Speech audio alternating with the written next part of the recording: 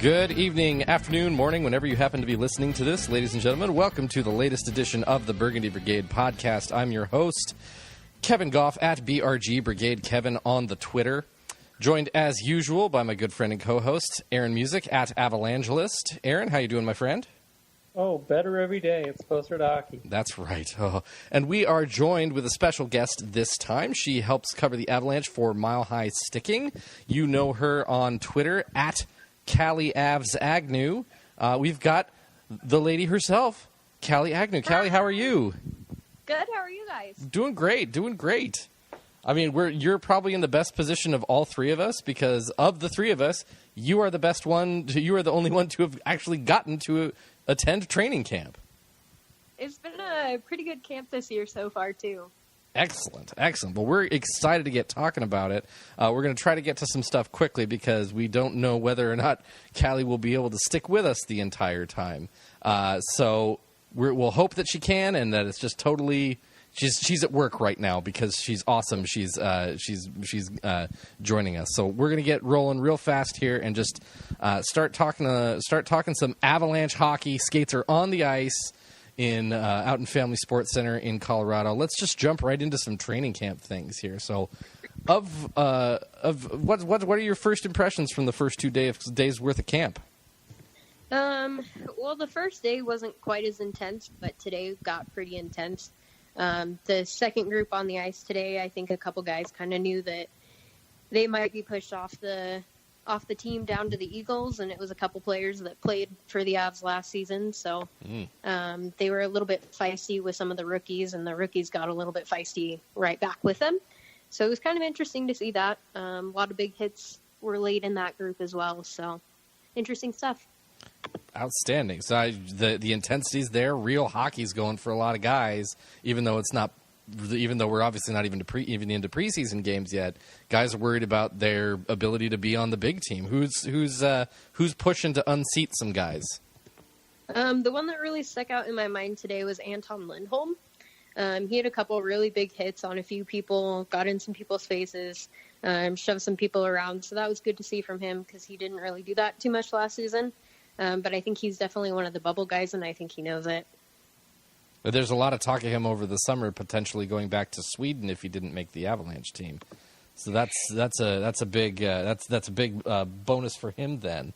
On the forward side, any folks looking to push into the roster there? There's a lot of bubble work going on, obviously, but there's a lot of talk about Vladislav Kamenev and whether or not he'll be able to get in.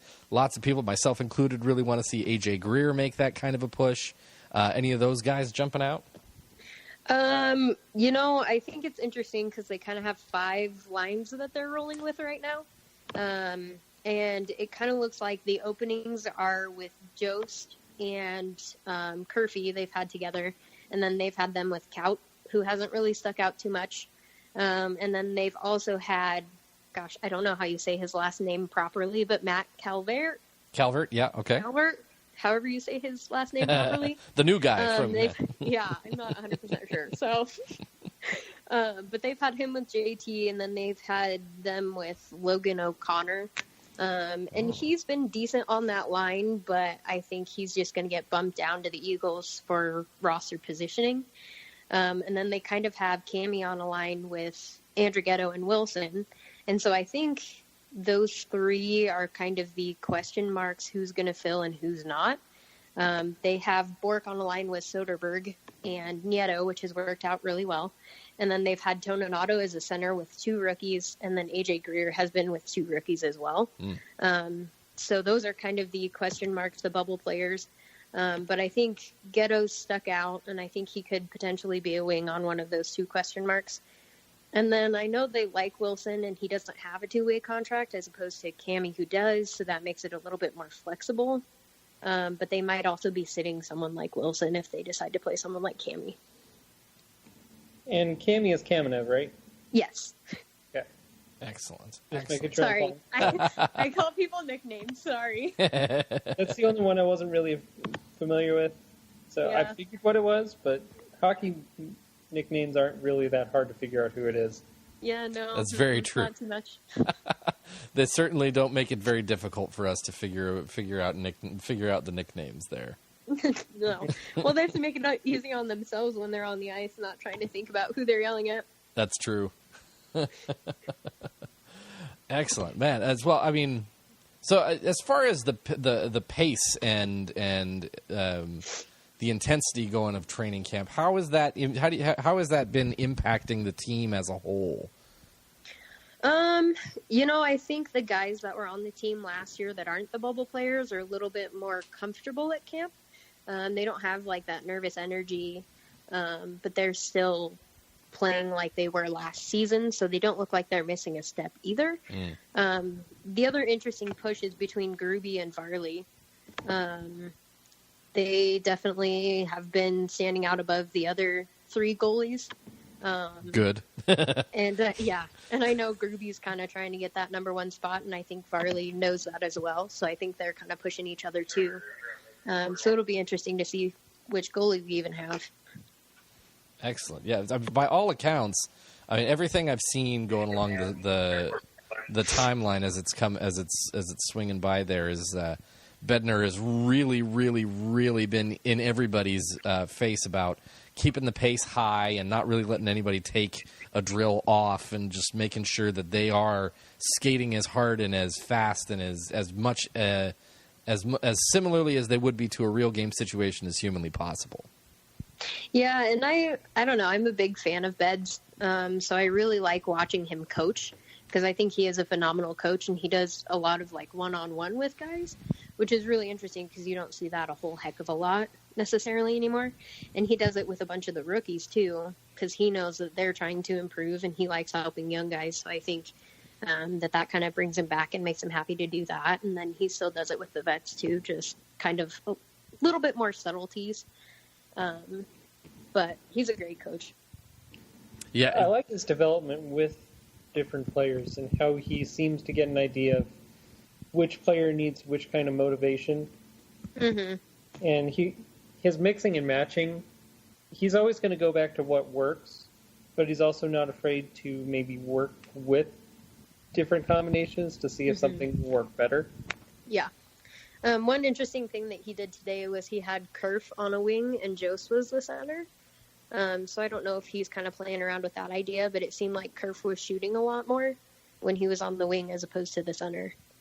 I think that's a good spot for him. I watched a couple of the interviews that they posted on the Avs website, and there was definitely a lot of talk about Kerfoot and his off season and kind of his new mindset that he seems to have at training camp this year. For one, there was a visual difference apparently with Kerfoot, who has there's been about 4 or 5 people that you're constantly hearing, wow, X player has really bulked up this summer, and Kerfoot is one that's TJ Gagliardi effect. Exactly right. Kerfoot is one that's on that list of guys that have gotten that appear to have really bulked up a bit. And Bednar was talking a lot about Kerfoot wanting to shoot more. Had a really good answer about that. Basically says, if we're in the NHL, if guys get the book on you that you're just a passer, that's all they're going to play you. So if you're a passer and you want to improve your ability to pass, then you've got to shoot the puck more. And that's one of the things that Kerfoot is really trying to do. Yeah, and he actually scored a couple pretty decent goals today at camp, so it'll be interesting to see if he continues with that. I hope he does. I think if people know him as a passer, it'll be a little bit deceptive for at least the beginning part of the season. So. I like the idea of Jost and Kerfoot together anyway, and I feel like whoever's going to be center in that, they're both going to take about equal face-offs. Let play out, figure out who's having the better feel of it based on a given day. Let's be honest, that's kind of their biggest eye now, is the face-offs. They all kind of suck at that. Indeed. I think their best face-off person is Landeskog. Yeah, when your best face-off guy is a left wing, that's probably not great for your team. But our best center is a blind guy. That's right. That's so true. Good old Carl and his He was feisty today. He elbowed Cammy in the face once and took out a couple rookies and was jarring Kerf into the boards, and he was feisty. He's trying to make sure we don't forget him. Right? Well, He's gosh. like, if I'm angry and mean, no one will forget I me. feel like Sakic kept talking about, younger and faster, and Soderbergh goes, what the hell, man? Yeah. How about old and fast? That's right. That's right. Old, fast, and slightly blind. Yeah, it's fine. He does face-offs. He does. No, absolutely. But we were talking about that. I want to sort of shift off of Kerfoot there and go to the other guy that you were just talking about there. Tyson Jost is apparently the story of camp so far. Candidate of 2018, been calling it all off season. Yeah, I've been very open about my reluctance to be like, well, totally Tyson Jost will 100% be better this season. But it seems, I mean, from his off season, there was talk about he's leaned down, but is still very muscular, and is so as such. Since he's leaned down, his feet are faster, his speed is better, he's more agile, and he apparently is just tearing it up. I read a recap today from AJ Haefele from BSN, and this was the part of that I'm quoting from his piece there. Where it says, Jost's highlight of the day was juking Erik Johnson, faking to his forehand before pulling the puck between Johnson's legs and curling around him and getting a shot on goal. It was kind of a moment that drew a visceral reaction from not only the crowd, but Johnson himself, who gave Jost a friendly little slash after the play. You do that, EJ, you've done something really right. Yeah. Oh, completely. I mean, especially just getting around the wingspan of EJ is tough. Yeah. I didn't think Jost could get thinner than he was last season. Yeah. But he did a little bit. He definitely seems like he worked on his skating a little bit too. He was a good skater last year, but I think he's kind of upped his game with that. And I'm sure that's going to help with everything else. And then keeping the hands along with his skating. Because even with Mac, it was like he was skating too fast and losing his hands, and then he would lose the puck. Mm-hmm. And he learned how to develop that. And now Tyson's working with the same person that Mac did. And so I'm hoping that that's kind of what they went over a little bit, was how to get the speed along with the hands. And what I've kind of gotten the sense for is that the thing that was noted for him on a scouting report was that he would dart into a place and get a really quick, dirty goal. Like, if there's a loose rebound, he'd get in there. And I think he found at the NHL level he just wasn't quick enough to make that happen. Mm-hmm. So maybe that extra step of quickness will allow him to get to those loose pucks, which will actually bring him closer to a 20-25 goal scorer. At least that's the hope. Yeah. And I'm sure he kind of watched McKinnon last season and was like, oh, okay, click, that's what I need to do, or try and develop into to get to that point. And honestly, I'd have him watch tape of all people, Zach Parise, because Parise is a mastermind at just, oh, he's gone. Oh, no, he's not gone.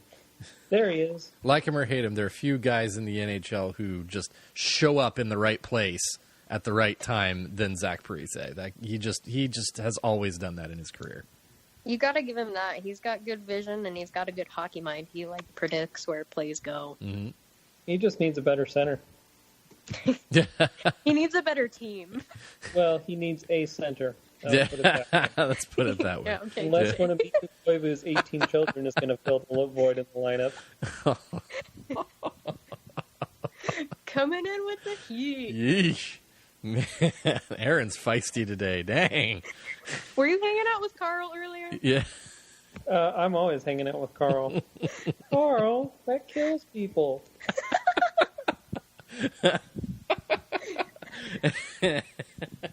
And we've gone from training camp to llamas and hats. All right. You know you're doing a good podcast when? Podcasting 101. Exactly. Kind of getting back to Tyson Jost, maybe. If too many sidetracks today. It's hard, right? But Bednar is again watching some of the interviews. Bednar made a few comments that lead you to believe that Jost is kind of set in as that 2C right now, where he's talking about. I'm paraphrasing here, but basically he said Tyson's really looking to show that he can fit into that slot, as he had just been talking about the second line, and then finished up with, and we're going to give him every opportunity to do that. So Yeah. it seems that Jost and Kerfoot are going to be switching. Kind of be rotating that left wing center side there on the second line, and the right wing is what seems to be a little bit up for grabs. Though I think the probably the favorite for that would probably have to be Andrighetto. Yeah, but I love his chemistry with JT. Everybody knows I'm a little bit biased towards those two, but they are really good together. They have a lot of, really good just vision with each other, and they kind of know where each other's going to be. So personally, I want to see him on a line with Matt Calvert. That could be an interesting line. Comfer with Ghetto and Calvert. Yeah, because he's had some interesting chemistry as well with JT throughout camp here. That's certain. And he's got some hands. I didn't know that about him, but today he showed that he's got quite a bit of skill. Who's that, Calvert? Yeah. Yeah, he's always had one of the first things that people mentioned when the Avalanche signed Calvert was that expect Calvert to end up with a few shorthanded breakaways a month. Because he's just it's hard to say because he's not a guy that scores a lot of goals, so you don't really know about that finish. But hey, you're at the NHL level. Chances are you got some bit of hands, eh? Yeah, and he's definitely deked around a few guys, and I think shocked a few people, at least today. Noticed him a little bit yesterday, but it seems like a few guys stepped up a bit more today and are kind of turning it on as it goes on. So if we're going to have Andrighetto, it sounds like, at least in my mind, I figure Andrighetto goes with Kerfoot and Jost. Even though it's a bit of a small line, it'll be quick enough. Mm-hmm. I figure Calvert probably takes Como's spot. So what are we looking like on the fourth line? That's going to be the big one. Yeah, that's going to be the big. My fourth line guess is actually it's going to be Soderberg's line. So Soderberg, Nieto, and then right now they have it with Bork. So maybe Bork, maybe one of the other question mark guys. But that's kind of my guess for the fourth line.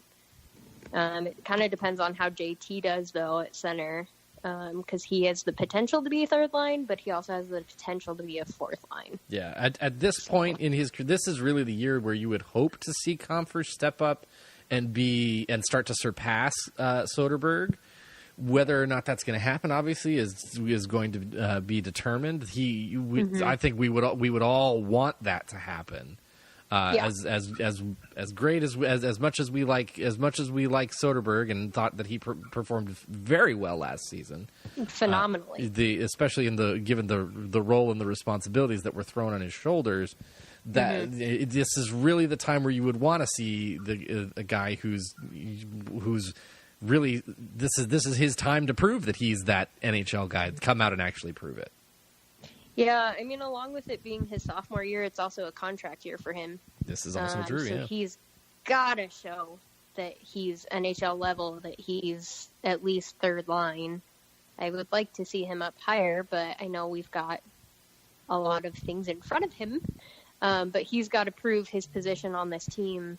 If he doesn't, they may or may not sign him to an extension. We'll see. I hope they do. I won't. I wouldn't expect that he would be left out to dry. This is the end of his ELC. He'll be restricted. He's not going to go anywhere anytime soon that I can see. I'm hoping not, because he's my favorite. He would have to do something wholly terrible, like really terrible for the team. Como passed back. Oh, we re-signed him.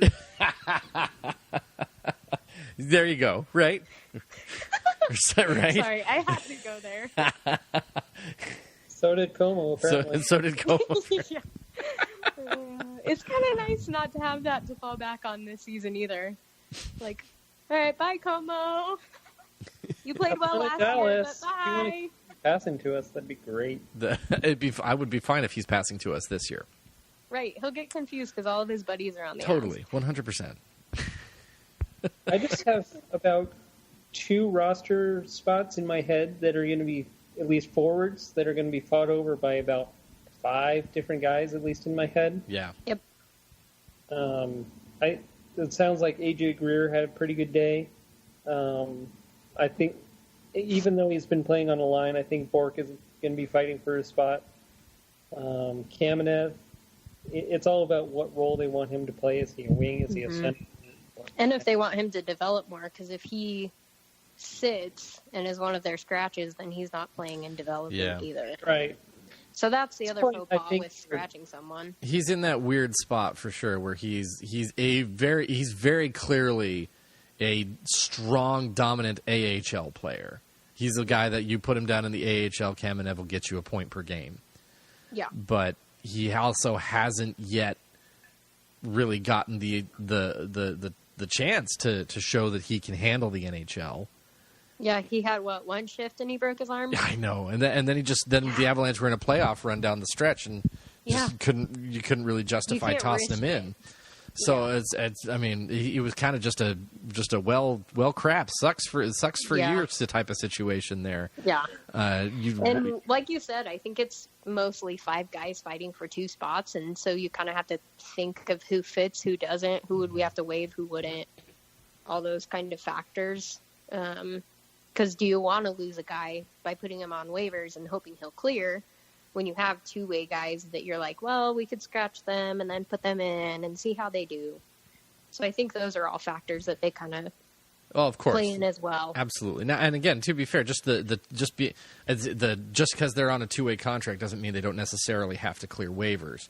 That has a lot of that comes into like age and games played in the NHL and all that fun stuff that you really have to really pay attention to in order to fully know it. But it certainly makes a difference from a money perspective. Yeah. Yeah. So it's with those 5. So you got to think AJ Greer's in that, Kamenev's in that, Dominic Toninato's caught up in that, Colin Wilson's caught up in that, and who would be who'd be the 5th one in there? I think Andrighetto, but I think he's like solid on the team, but where is the question? If you had asked me before camp, I would have said Martin Kaut, but I think that ship is not yet at the harbor. Yeah. Yeah, not quite. He's trying, I'll give him that, but he's not quite there yet. Well, let's go ahead and talk a little bit more about Kaut here. It seems that there's a decent amount of, I mean, of course, there's always anticipation. You're always interested to see your first-round pick coming in. And that there's probably going to be a little bit of disappointment if he doesn't come in and light the world on fire. But again, he's a mid-first rounder, right? And a lot of times the mid-first rounders aren't going to come in and set the world on fire. So what have you seen out of Kaut at camp thus far? I think, like most rookies, when they first come in, he's a little bit overwhelmed. He just isn't quite to that level yet, but he's close. He's been playing on a line with Joe Sinkerf, and he's had a couple good plays and a couple highlights, but I don't think it's been consistent enough to actually make the team and stay on the team. I think that they need a little bit more consistency out of people, because I think that's what they were missing a lot last year too, was the consistency. So I think he just needs to get a little bit more seasoning in the AHL, and then maybe next season or the one after that, it'll be interesting to see kind of where he develops to. Now, I'm curious, does anybody happen to know if there's a major junior team that owns his rights? I don't believe there is. That would be interesting to see if the Avalanche are working to try to get anyone to grab him in like the import draft, because then they would. Have they held the import draft yet? I don't know that they have, because if they can work out something like that, then they don't have to send him to the AHL if they don't think he's ready. They could send him down to Major Junior and let him play, let him go dominate there. Yeah, I mean, we'll see what they do. It's interesting, the situation the Avs are in right now. Nice to have some depth. It's certainly a good problem to have, where you're looking coming on the way every year. Yeah, yeah. It's even worse on defense. Yeah. It's God forbid. What a great problem to have. Playing Nate Ginnon in the top 4 are over. Oh God, I haven't heard that name in a minute. The good old days of the general. Yeah, no, there's like 9 guys on NHL contracts trying to fit in 6 to 7 spots. Yeah. So, but I know at least 2 of them are not going to make it. Yeah, no more Nick stick in the air like you just don't care Holden. Stick in the Come air on, like he you did just. good when he left. Yeah, and And he's just an regressed. adventurer who has played above his depth. Very much so. Yeah. Very, very much so. As far as the defense, the thing that I found most encouraging was the reports that Sam Girard was playing with Johnson, which Bednar actually made it feels like a dynamic pair. Yeah. Mm-hmm. Bednar made a It's bit. really funny. Go ahead. No, I was just saying. Bednar again in his one of his interviews after camp days made a point of talking that based off of the end of last season and the way he's kind of come into camp already, he's hoping to start Girard with EJ this season, and that would essentially give you a top four of EJ Girard, Tyson Barrie, and Nikita Zadorov, which is you get your two most dynamic defensemen on the ice back to back like that. In each of them getting, I mean, that if you're pairing with EJ, you're going to be on there 20 plus minutes a game, and and then Tyson Barrie is going to be 18 to 20 somewhere in that likely as well. Probably more up in like 2021 because he gets all the power play time. Those are not guys you want on the ice less. That's for sure. Yeah, and I really wouldn't be shocked if for like a defensive zone draw, if they send out Johnson Zadorov. Mm-hmm. And in an offensive zone, if they really want or need, they send out Girard and Barrie. Mm-hmm. Yeah. Having that ability of that versatility is pretty exciting. Yeah. Girard, some of the stuff I saw, he looks bigger, but he didn't lose any of his speed and agility, which is great. Another guy that many people mentioned definitely bulked up. Yeah, they said he put on 16 pounds. Holy cow! Yeah. For a guy who was 150, that's... Yeah, he's up to 180. Mm-hmm. Whoa! I read somewhere that was the cutoff. That boy ate some meat and potatoes this summer.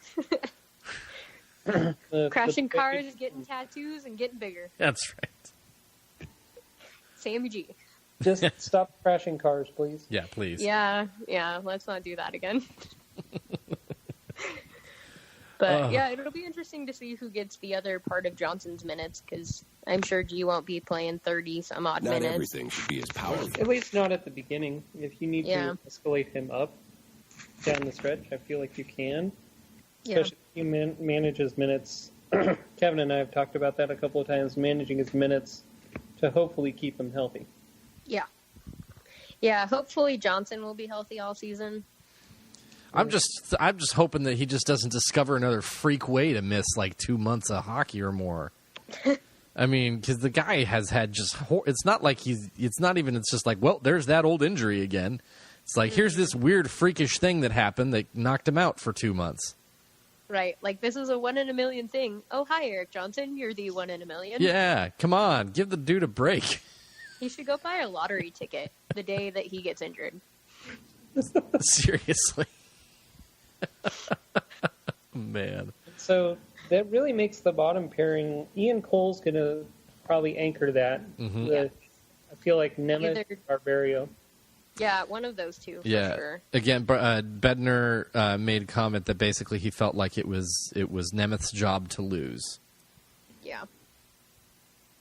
Yeah, I would definitely agree with that. I think Barb's was if we get someone injured, then we want someone with a lot of experience to be able to backfill, kind of a signing. Mm-hmm.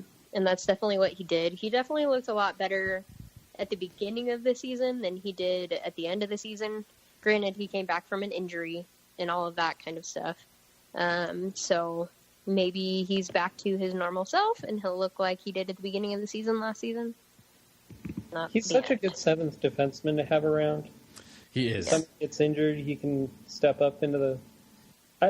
The way I see this is you have a top four whose minutes are going to be split pretty evenly. And then if an injury happens to one of them, Ian Cole can step up and play the top 4 minutes for a while. And then if you really need it, Barbario steps in for them. Hopefully you don't have more than one injury at a time. God forbid. Yeah. Well, then at the same time, then you're hopeful that at some point this season you see a guy like Nicholas Milosh be able to not everything take should a be step as forward. powerful. Wow, what is going on? I don't even know where that's coming from, but it keeps going away. It wasn't me, I checked. I'm just going to close that window because that's the thing that keeps getting the. Well, that was fun. Not everything's as powerful, ladies and gentlemen. Not everything's as powerful. Hopefully, you see a guy like Nicholas Milosh be able to get a chance at some point this season, toss it in. If it's injury that brings that in, fine.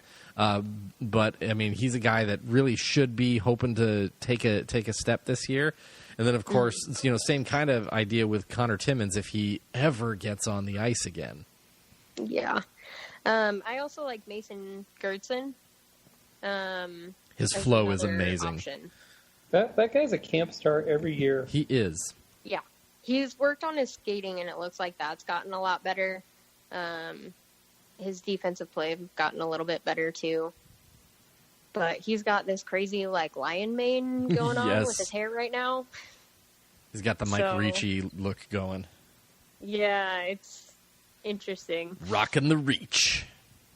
So we'll see what he does, too. It'll be an interesting battle between all of those guys in the AHL to see who even gets top minutes there. And then if they send down Lindholm or Alt or kind of whoever extra they have, it'll be interesting to see what happens. It's got to be nice for a lot of those from a lot of those guys that are going into the AHL system as well. Where last year the Avs had to deal with an AHL team that was sharing prospects with another team, and a lot of their guys didn't get to play. Yeah, and part of that was because they were still building. Of course, they're still building their cupboard, and it had been so bare for so long. But at this, now they're back to their own full team, all their guys. These guys are going to get 45 minutes away. These guys are all going to get their minutes. A lot of these guys are going to get their minutes back. It's got to be. Yeah, and I get paid to watch them. Woo! Nice. Yeah. That is the dream. Yeah, it totally is. Let's keep talking about a little. Let's sort of shift gears here and sort of touch back a little bit on that rookie showcase as well. A lot of stuff kind of came out of that. We kind of touched on Kaut, on how he's looked, and I think that watching the 3 games in Vegas too, I kind of feel like his experience at training camp that you described, Callie, also kind of mirrors what he sort of looked like in Vegas as well. Yeah, I didn't get to watch a whole lot of the rookie showcase, unfortunately. I was working and we were busy, but I watched a little bit here and there. That's fair. Aaron, how much did you get to take a look at, if any? I saw a little bit here and there. It was kind of tough to follow because I was trying to keep track of numbers and try and keep an eye on the screen and figure out who was who. But I got enough to get a sense. I saw enough of Brandon Sagen. Oh God, everybody saw enough of Brandon Sagen. Holy cow! There's quite a few people talking about him from camp too. Yeah, it's good if he's continuing, if he's carrying that through, because man, he did about as much as possible to raise his stock as he possibly could. Yeah. 5 goals in 3 games. It's impressive. Even in a rookie showcase, that's damn good. And each time, all the stuff that I watched, when I was able to watch all of them, I didn't catch much of that San Jose game because it was at 12 in the afternoon, and I was working. What do you mean? You worked? What? What is this? What is this adult? I actually had my day off that day, so I got to see a good part of it. Oh, well, good for you. Hey, there you go. Yeah. But yeah, every time Sagen was out there, he was doing something good that you like to see. There was always a jump in his stride. He was going hard to the net all the time. He was disrupting people on the forecheck. He was noticeable in all the right ways. Yeah, it's always nice to have that one rookie that's kind of like, okay, click, I need to do this, and then they do it, and it's always not the person you expect. For real, yes. And I'm always kind of interested. I thought Ladislav Kamenev was going to have a better tournament, just because he is the more veteran, experienced. He's dominated the AHL. I expected him to just rake a little bit, and Sagen actually stole his spotlight. Big time. Kamenev I wasn't incredibly impressed with, just because I feel like he could have and should have been better. He was very glidey. Yeah, that's exactly what I feel like his skating was kind of lax, and that's kind of a red flag for me. Yeah, a little bit of the effort's not quite there. Mm-hmm. Definitely. It was, I think that was noted by multiple people who were watching. That just, I mean, and I know there were some other interesting things that kind of went along with the, because yes, we all definitely, he's older, he's had the most pro experience for sure, and he certainly should be able to come into a situation like that and basically assert his will, and he didn't, which kind of makes you think maybe he didn't have all the engine turned on quite yet, didn't feel like he had to do it quite yet because training camp was coming up. And he wanted to save something for that. And that, I agree, is kind of a, well, dude, you're on the ice in a game situation. It's an 82-game season. Are you going to do this later in the season? Right. That you have to kind of put that question mark on top of him. One thing that I did think was interesting, and I heard this when I heard this on the BSN podcast, was that the Avalanche, if you were watching the games, you may have noticed that the Avalanche actually handed out letters this year. And Kamenev got the C, and while there was certainly some, we were hoping to see all the fun stuff that was happening on the ice. The team actually also put him in charge of being basically being team captain and doing and organizing some player meetings and doing other captainly type things off the ice that a lot of us didn't get to see. And that was great. That's excellent information that BSN and AJ Hafley brought out. That again, most people likely would never get the sense of. And so it was interesting to not only see that he got that, and it felt like the representation that I heard on that podcast seemed like he was taking that portion very seriously.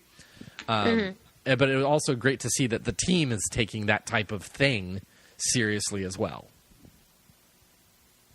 Yeah, I think that'll be it'll speak volumes when the Avs are handing out A's in particular, just because that seems to be the rotating one, and last year Como had it a lot, so it just makes you wonder who's going to get the A if somebody else goes out again, God forbid. No injuries into that role. No injuries. Yeah, I'm not hoping for it. I'm just saying prepare for the worst. Prepared for the worst. We've followed the Avs for a while. Like, look at the Senators. Like, come on. Oh, man. Their fans are fully prepared for the season they're having. Oh, man. Let's see. A couple other rookies. What's that, Aaron? Oh, Ottawa's just like... we'll get to Ottawa. Yeah, they're just the liar. We'll get to Ottawa. Whole nother topic. Other rookie names that kind of came out of that showcase. I think a lot of us looked at Kavacha and thought, "Welp, so much for that one." Well, see you later. Pretty much. I mean, first he did get that win in the last game. And he also provided the best save for the Avalanche in the tournament, and it was great that he managed to recover and play as well as he did in that third game. But man alive, that first one was ugly. I think I could beat him glove side. Yeah, it seems he has trouble on both sides, and more than anything, the thing that he seems to struggle with a lot is traffic in front of the net and tracking the puck. So, like the NHL. So, yeah, good luck in the NHL then, buddy, right? Yeah, because that's like half of what everyone does, screen the goalie. Yeah, I mean... They can't see, the puck goes in sometimes. I would be very interested if someone tracked it and followed it to see exactly what percentage of the shots directed at net in the NHL were actually clear and the goalie got to see it all the way. It's got to be ridiculously low. Take Pekka Rinne and Connor Hellebuck out of that because they're so huge. Anything is clear for sure. Yeah, that's just not fair because they're 8 feet tall, and their legs are like as wide. Just their one leg is as wide as the entire net. It's not fair. Yeah, Kovacic certainly has a long road ahead of him. And on the converse side, it was nice to see the goalie that the Avalanche drafted this past season, or at least the one that managed to come over to rookie camp, Justus Annunen, who looked pretty good, all things considered. Yes, gave up a decent chunk of goals in that second game, many of which he had absolutely no chance on. But I think my basic feel on him is that guy has the same mentality as in his head, whether or not he just made the biggest save of the century or just gave up a rebound that he really didn't want to give up. Either way, his head is exactly in the same spot. That's really impressive for a goalie. It's a huge thing absolutely. Yeah. I think one day he's going to be the goaltender of the future. Boy, that'd be nice. Then we don't have to trade somebody from the Capitals to come do it for us. What do you mean? That's our development program. Exactly. It's like we keep our goaltenders in witness protection program until we need them. Seriously. We like Russians and we like the Capitals. Yes. That's the only qualifications you need. Although Grubauer's German, but hey.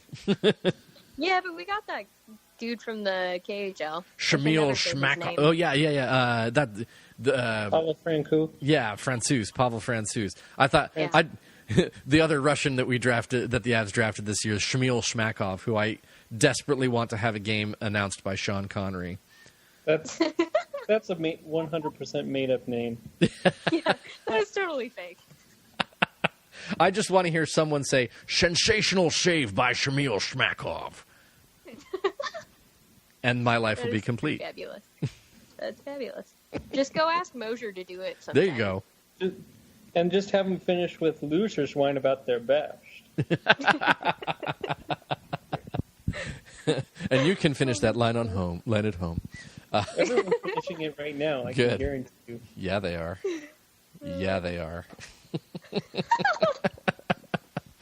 And we're off again. And let's get back. What did you get yourself into, Callie? What did you get yourself into? I don't know. I just, here lately, I've been saying yes to, like, everything, so why not? You can experience new things. Exactly. Like, my friend last year was like, hey, so I want to go travel for hockey. And I was like, well, I'm going to Canada. And she was like, well, let's go watch some games there.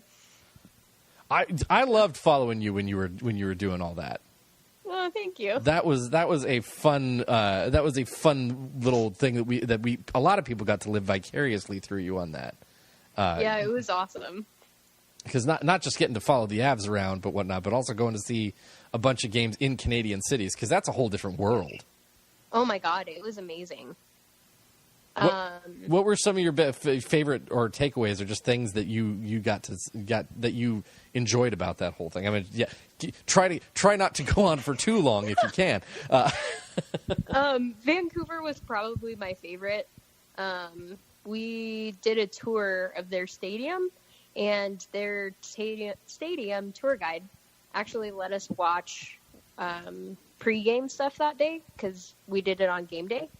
And so we got to see Mosier and Kiefer doing their pre-game live feed on Twitter. And so that was cool. And then we actually taught the tour guide some things about the Avs, and he told us that we were probably his favorite people that he's ever had on tour because he's never learned anything before. So that was cool. That's awesome. And then in Edmonton, everybody was so like, yeah, the Oilers suck. Woo! And then they beat us, so that sucked. But man, it was entertaining. I think they were as shocked as we were that they won. Well, I actually have a friend who was out there for that same game. Oh, really? Mm-hmm. He and his mom went on the... Oh my God, we totally met them. Did they go to all three? Uh-huh. Yeah, we totally met them. We stood right next to him at that one. Oh, nice. Well, sat because they yelled at us that we can't stand. Come on, Canada. Come on, Edmonton. Yeah, I was like, the other side of the ice is all standing. Like, are you kidding me? You just had the wrong jersey on, I guess. That's exactly what it was. We were so mad, though. But, yeah, it was a lot of fun. Did you write something about that on Mile High Sticking? Yeah. I did individual posts for each one. I'll go dig that up. I'll link it to it in the I'll link to it in the podcast description so people can go check out your travels if they missed it for some reason. Sounds good. Sweet. So let's. Yeah, I've got my trip next year planned too. Oh, where are you headed this time? Detroit, Pittsburgh, Florida, and Florida. Nice. I've never seen the ocean, so that'll be a first. Oh, that'll be exciting. Awesome. Yeah, I was down in Florida for the draft a couple years ago. Oh, sweet. It's a hell of an arena. Yeah. The BB&T Center or whatever it's called. Yeah. It is a wow, that's a big arena.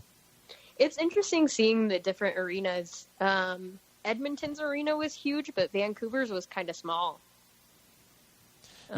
The Rogers or whatever, it's still relatively old especially in comparison to a lot of the ones that are being built now. Yeah, it definitely needs a facelift. All the seats are how Pepsi Center used to be, but times 10. Mm. Ew. So, yeah. But they have the best food because they have, like, Chinese food and stuff like that. So, ooh, that's... Yeah. Ooh. Yeah, Pepsi Center needs to take some tips from them. Excellent. Well, we'll definitely follow you along on that too, because that was a lot of fun actually to watch, to see and experience as you were going through each of those. And you did a great job posting things to keep people involved with it too. We liked that. I can speaking for myself. I enjoyed it a lot. Well, good. I'm glad. I'll definitely try and do that next. Marvelous. So while we're talking about Canada, yes, let's talk about them Ottawa Senators. Dun, dun, dun. So they did a thing. A bad thing. They've done a lot of bad things. They've done a few bad things. They finally went ahead and made that trade that people were expecting for so long. And, just like when the Avalanche traded Matt Duchene and they waited and they waited, they got everything they wanted. Oh, man. This trade certainly made Avalanche fans jump up and do a little happy dance. Yeah. The best way that I had it described to me on Twitter was someone said it's like a vending machine. You hit the side and it just gives you stuff. That was me. That was? I couldn't remember who said it, and I don't have Twitter open to look at it. I was going to say, that sounds very Aaron. That was like my favorite thing I've heard about it. I mean, It's fabulous. It was Erik Karlsson for basically a bunch of guys and a couple picks. A bag of pucks. And a couple of guys. That's the full trade. This prospect can leave in, like, he's playing in college, so he can finish out his college career and not sign with them and sign with another team. So we know how that goes too well. Here's the list of the trade there. Karlsson and prospect forward Francis Perron to the Sharks. And Ottawa gets Chris Tierney, Rudolf Balkers, Dylan DeMello, prospect forward Josh Norris, and 2 conditional picks, a second and a first conditional picks.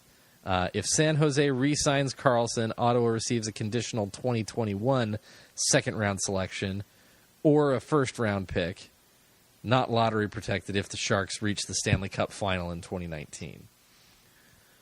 There's a lot of ifs and what-ifs and ifs and buts and coconuts. And the most important if, at least in Colorado Avalanche fan land, is if Ottawa sucks really bad this year, it does not matter. That's an if? Well... There's always an if in sports. There's always a slight if. Then the Avs will get that first-round pick of Ottawa's no matter what, which, again, just goes back to the utterly baffling decision that was made by the Senators to keep this last year's draft pick and draft Brady Tkachuk. If you knew that you were going to do that, you were going to trade Karlsson and have a really awkward sit-down interview with a player,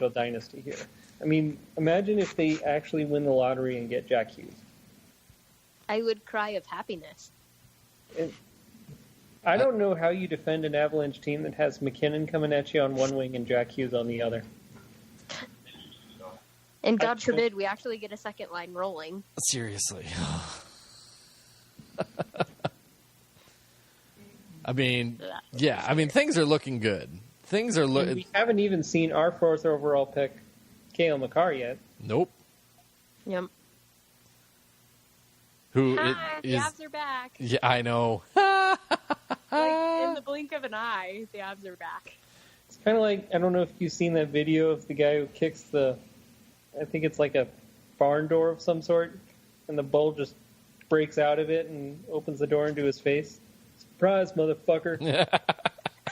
Yeah, right now. Pretty much. Joe Sakic's just like sitting there, just sitting in his beautiful GM greatness. I picture him in a high back chair with brandy in one hand and a cigar in the other, and just enjoying life. Pretty much. Yeah. I mean, I picture him in a bathtub of money. They said I couldn't do it. They said I couldn't do it. They said I couldn't do it. They said I was just as bad as Greg Sherman. Ha! oh, seriously, it's crazy how quickly that turns perceptions. And Yeah. I mean, it was like a couple weeks after the Duchesne trade, where suddenly everyone was like, "We have to try to do what Joe Sakic did." Yeah. Yeah. And Who saw I love that coming?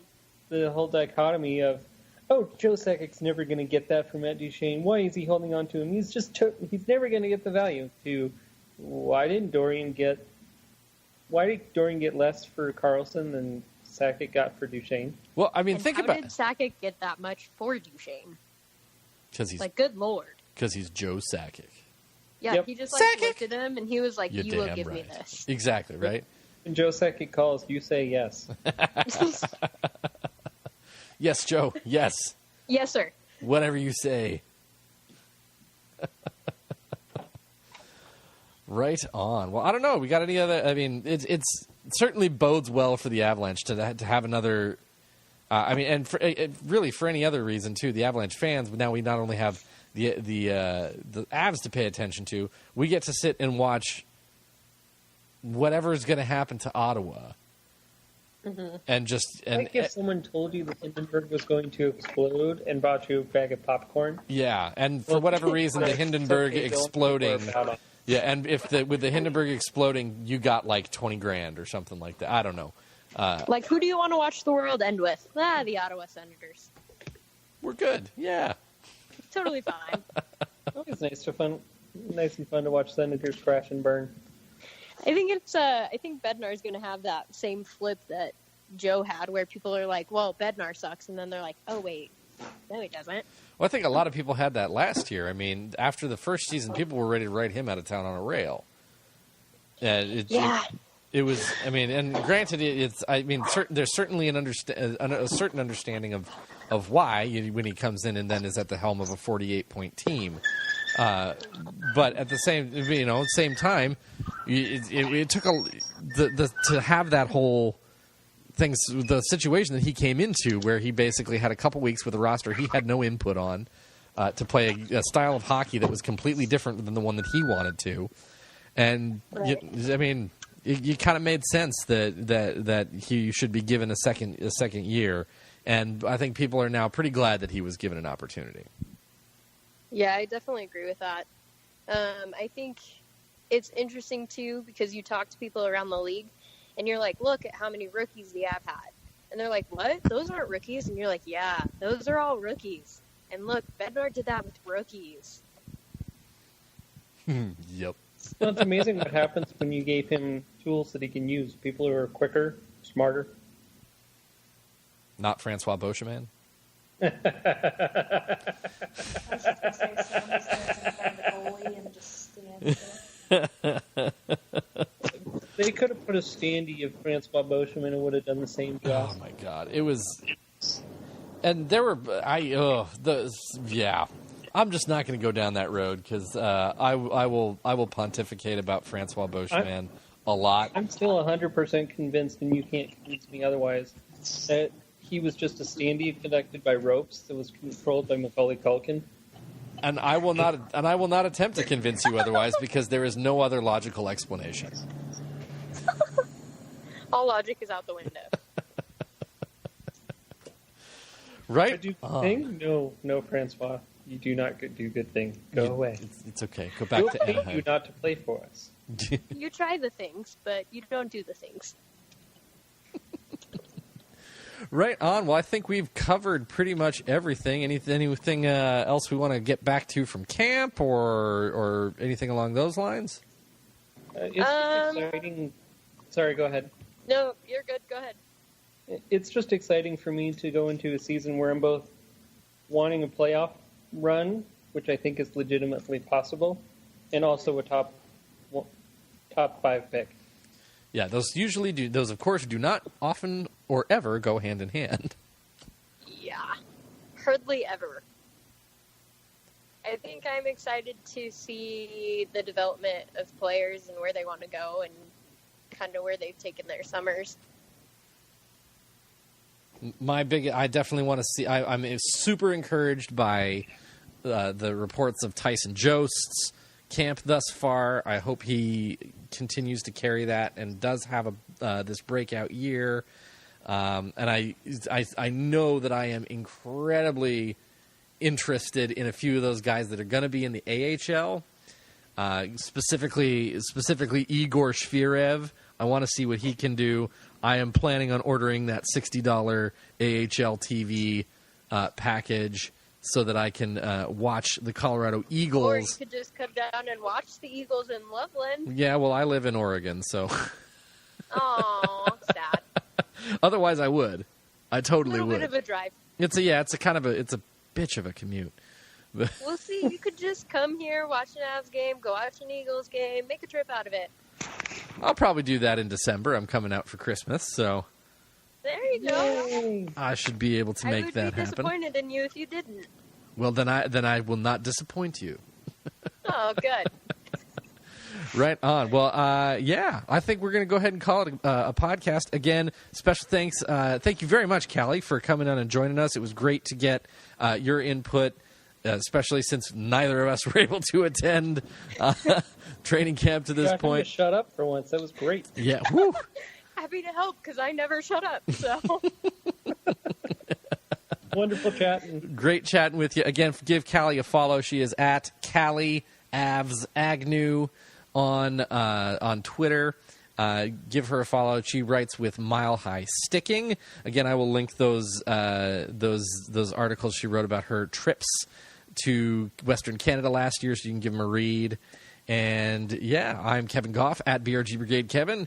He's Aaron Music at Avalangelist. Thanks for sticking with us on this edition of the Burgundy Brigade Podcast. We will talk with you guys later. Preseason is happening next week. And there's still 2 days' worth of training camp happening since the Burgundy White game is no longer a thing this year. So you got 2 more days to go catch the Avs over at Family Sports. Go and do it because I can't. Totally worth it. Right on. So have a great rest of your day, and we will talk to you later.